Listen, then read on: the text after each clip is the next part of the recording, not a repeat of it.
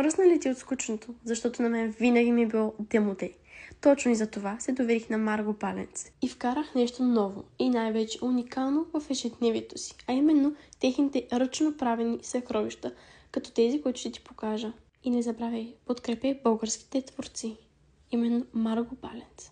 Поглезих се и с персонализирана лично за мен кутия за бижута, защото и аз заслужавам подарък без повод. С перфектен размер, просто да седи вкъщи и да краси, или за извънредно пътуване, или ей така, да я пусна в чантата си. Имам също и красив, персонализиран с моята красива буква ключодържател, който казва точно и ясно, чий е този ключ за тази красива кола. И защото косата ми го заслужава, имам персонализирано скрънчи, което е меко, нежно и не накъсва косата ми. И е постоянно или на опашката, или на ръката. Сега си ти наред да се погрижи, защото го заслужаваш. Посети Инстаграм страницата на Марго Паленц, разгледай и поръчай. И няма да съжаляваш.